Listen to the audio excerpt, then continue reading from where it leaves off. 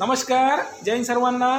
मला सर्व सासूंना आणि सुनांना विचारायचं आहे की सासू आणि सुनाचं नातं हे पूर्वीपासून चालत आलेले आहे आणि इथून पुढे पण चालत राहणार आहे.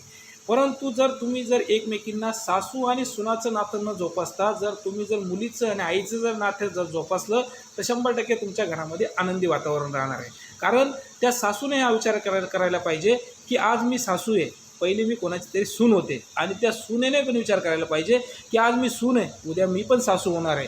म्हणून तुम्ही दोघींनी एकमेकींना समजून घेतलं पाहिजे. परंतु काही सासूंना इतकी बेकार आणि घाण सवय असते की त्या जुन्या अंधश्रद्धेच्या त्या काळामध्येच जगत असतात. ठीक आहे, मला माझ्या सासूने इतका त्रास दिला, मला खायला एक वेळचं अन्न मिळत नव्हतं, आणि अशा कोणत्या ना कोणत्या किरकोळ गोष्टीवरून किंवा काही बी एकदम ज्याला काही तथ्य नाही अशा गोष्टीवरून आपल्या सुनेला त्रास देत असतात.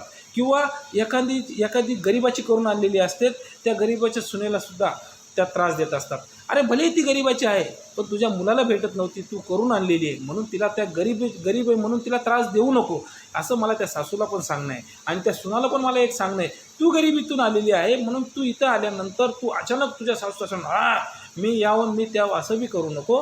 म्हणून तू पण तुझ्या गरिबीची जाणीव ठेव. 100% घरामध्ये आनंदी वातावरण राहील.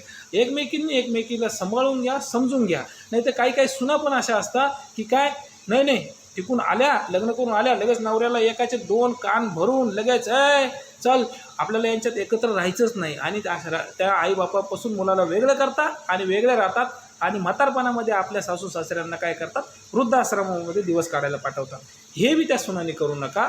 आणि त्या सासूनं पण असं सांगतो की तुम्हाला कळकळीची विनंती की तुम्ही आपल्या सुनेला मुलीप्रमाणे सांभाळा. तुम्ही हा विचार करा की माझी पण मुलगी कोणाच्या तरी घरी सून बनून गेलेली आहे, आणि ही जी आणलेली आहे ही पण आता माझी मुलगी आहे, सून नाही आहे, असा विचार करा.